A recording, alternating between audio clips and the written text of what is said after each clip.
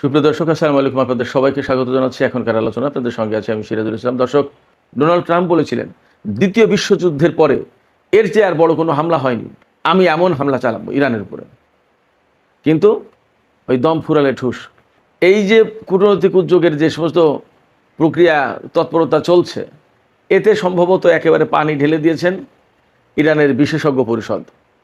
তারা বলেছেন যে মার্কিন সরকার কোনো রকমের চুক্তি মানে না, যে কোনো চুক্তি লঙ্ঘন করে, সেই মার্কিন সরকারের সাথে আর কোনো আলোচনা হবে না। মার্কিন প্রেসিডেন্ট ডোনাল্ড ট্রাম্প ভীষণভাবে কাদায় আটকে গেছেন, বা চোরাবালিতে আটকে গেছেন, বা ফাঁদে পড়েছেন, যাই বলেন, তিনি পড়েছেন, আটকে গেছেন। তিনি এখান থেকে কোনো মতেই মুক্তি পাচ্ছেন না। তিনি না পারছেন যুদ্ধে জিততে, না পারছেন হারতে।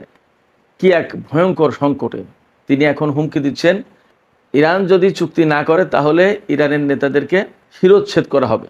তিনি যে হুমকি দিচ্ছেন, সেই হুমকি তিনি বাস্তবায়ন করতে পারবেন? আজকেই গণমাধ্যমে খবর আছে তিনি বহুবার হুমকি দিয়েছেন এবং সেই সমস্ত হুমকি থেকে কিভাবে পিছিয়ে গেছেন। এপাশে ইরান এবং আমেরিকার মধ্যে যখন প্রচণ্ড রকমের অচল অবস্থা, তখন কিন্তু আঞ্চলিক যে সমস্ত দেশ যারা বিভিন্ন সময় কূটনৈতিক উদ্যোগ নিয়েছে, তারা একেবারে থেমে নেই। গত রাতে পাকিস্তানের পররাষ্ট্রমন্ত্রী ইশাকদার ইরানের পররাষ্ট্রমন্ত্রী সাইদ আব্বাস আরাকচিকে পাকিস্তান সফরের দাওয়াত দিয়েছেন। আর পাকিস্তানের জাতীয় সংসদের স্পিকার আয়াজ সাদিক ইরানের জাতীয় সংসদের স্পিকার মোহাম্মদ বাকের কলিবাবকে পাকিস্তান সফরের দাওয়াত দিয়েছেন। তার মানে ইরানের প্রধান দুই আলোচক, তাদের দুইজনকেই পাকিস্তানের পক্ষ থেকে দাওয়াত দেওয়া হয়েছে এবং বলা হয়েছে যত তাড়াতাড়ি সম্ভব আপনারা একটু আসেন।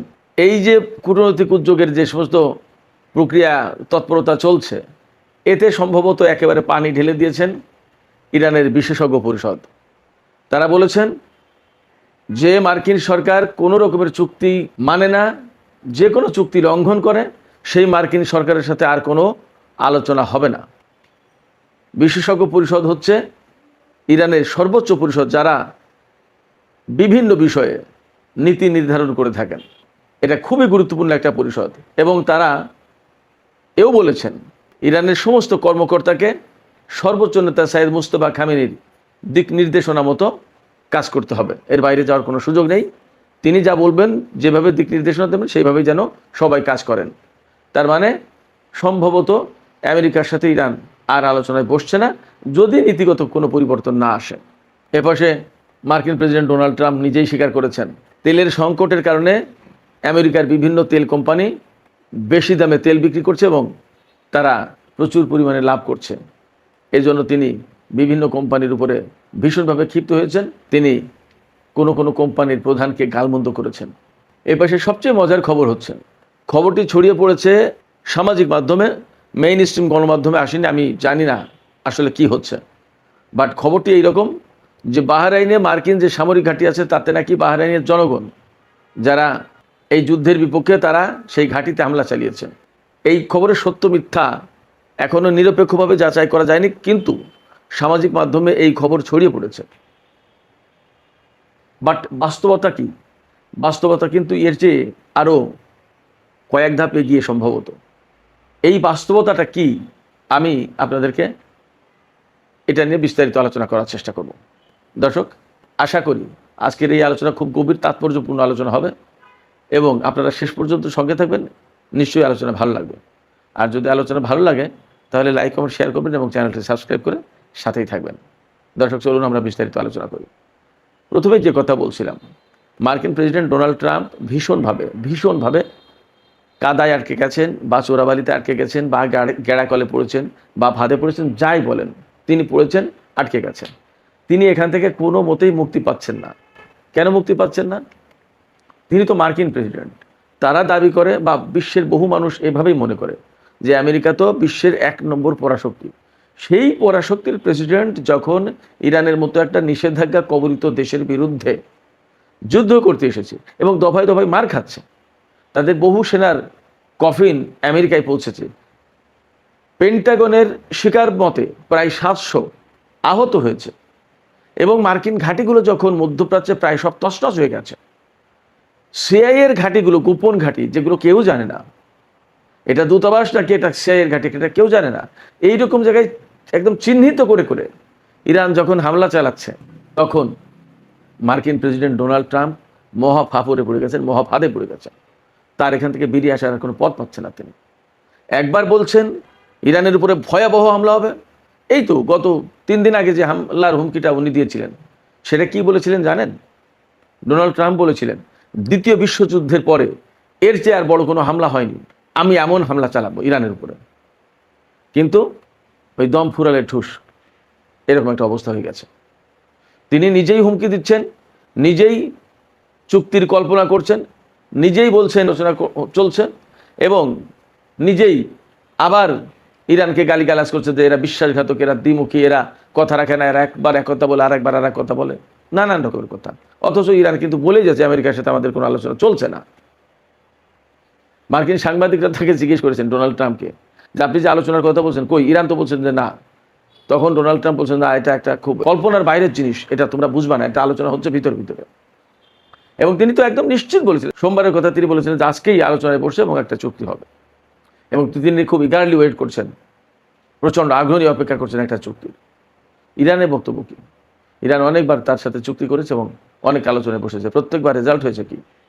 আলোচনায় বসার পর একটা পর্যায়ে যখন যায়, তখন আমেরিকা হামলা চালায়।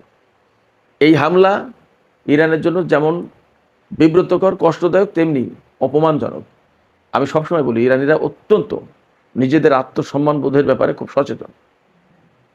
এই আত্মসম্মান বোধে তাদের লাগে যে আমাদের সাথে আলোচনায় বসে আবার আমাদের উপর হামলা করলো, আমাদের সাথে চুক্তি করে সেই চুক্তি ভেঙে ফেললো। এরপরেও নিজেদের দেশের মানুষ, আঞ্চলিক দেশগুলো এবং বিশ্ববাসীকে বিভিন্ন সময় বোঝানোর প্রয়োজন ছিল যে আমরা যুদ্ধ করতে চাই না, আমরা চুক্তি করতে চাই, আমরা শান্তি চাই। এই জন্য বিভিন্ন সময় আমেরিকার সাথে আলোচনায় বসেছে, চুক্তি করেছে। এবং এখন ইরানকে কেউ দোষারোপ করতে পারবে না যে ইরান আলোচনায় বসতে চায়নি, চুক্তি করতে চায়নি, ইরানের কারণে এই যুদ্ধটা হলো। এই কথা কেউ বলতে পারবে না, ইরানের বিরুদ্ধে কেউ ইরানকে দোষী করতে পারবে না। তো সমস্ত গুটি যখন ডোনাল্ড ট্রাম্পের শেষ, তিনি তো অতি চালাক মানুষ, নিজেকে এইভাবেই ভাবেন। সেই জন্য এক এক সময় এক এক কাজ করেছেন।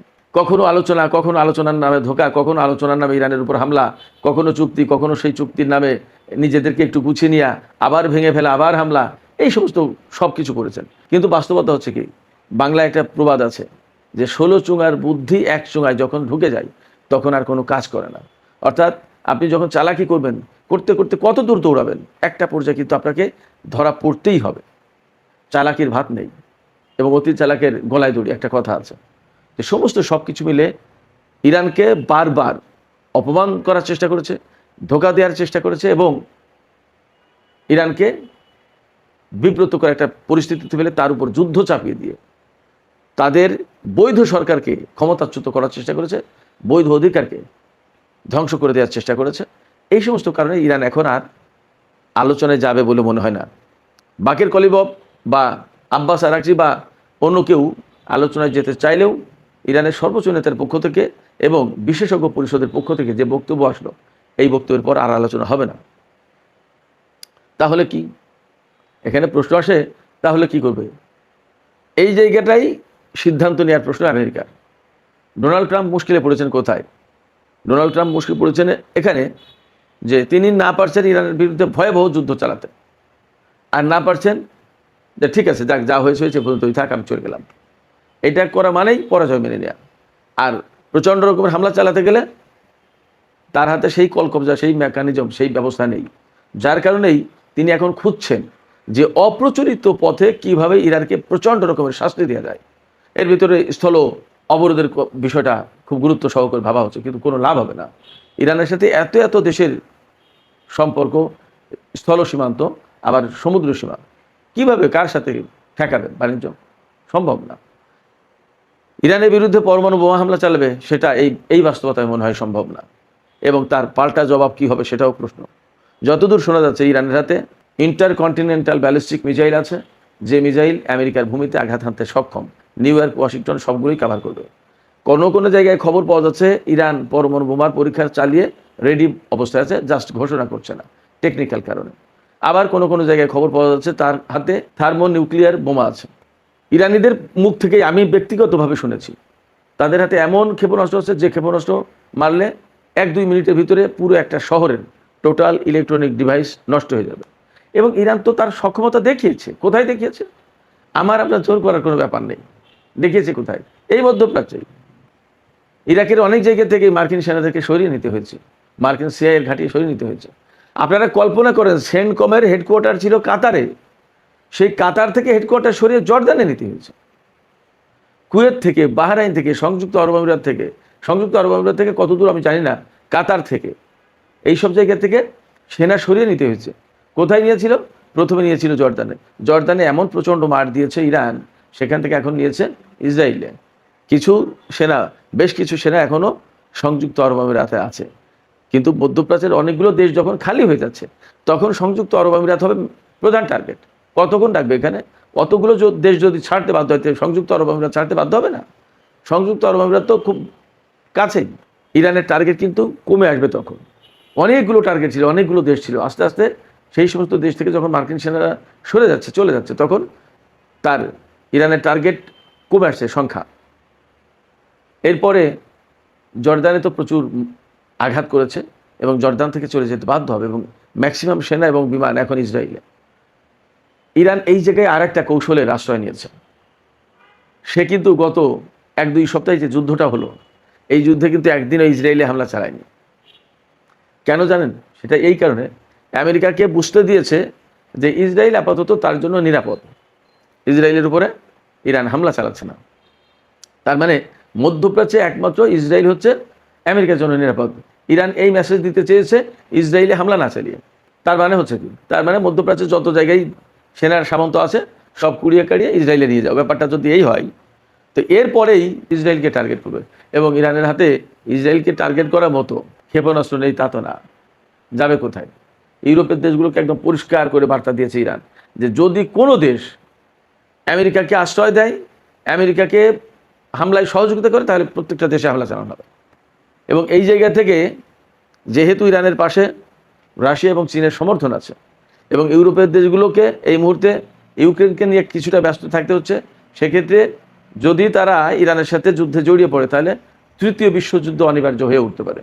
এই তৃতীয় বিশ্বযুদ্ধের ঝুঁকি তারা নেবে কিনা সেটা একটা ভাববার বিষয়। এই কারণে ইউরোপের দেশগুলো আমেরিকার সাথে সরাসরি যুদ্ধে জড়াতে চাইছে না, যুক্ত হচ্ছে না। তাহলে বেসিক্যালি যা হবে, মধ্যপ্রাচ্য থেকে মার্কিন সেনাদের বেরিয়ে যাওয়ার পথ হচ্ছে ইসরায়েল হয়ে ভূমধ্যসাগর দিয়ে আটলান্টিক পাড়ি দেওয়া।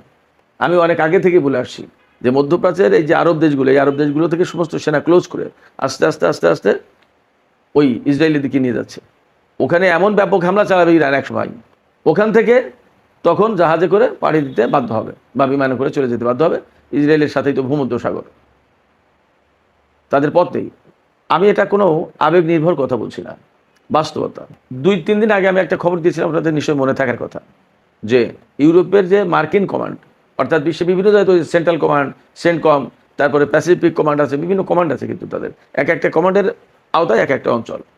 তাই ইউরোপীয় কমান্ড যেটা, সেই কমান্ডের কমান্ডার জেনারেল অ্যালেক্সাস, তিনি বলেছেন যে ইসরায়েলকে প্রোটেকশন দেওয়ার মতো ক্ষমতা এখন ইউরোপীয় কমান্ডার নেই। হয় আমেরিকাকে প্রোটেকশন দিতে হবে, না হয় ইসরায়েলকে, যে কোনো একটাকে, দুটোকে একসাথে পারবে না তারা। তাদের হাতে সেই রকমের সরঞ্জাম, যুদ্ধাস্ত্র, জাহাজ, ডেস্ট্রয়ার নেই। তার মানে কি? আমেরিকা কি অনেক বেশি জাহাজ এই পাশে দিয়ে এসেছে, নাকি আমেরিকার অনেক জাহাজ ক্ষতিগ্রস্ত হয়েছে? ব্যাপারটা কি? হঠাৎ করে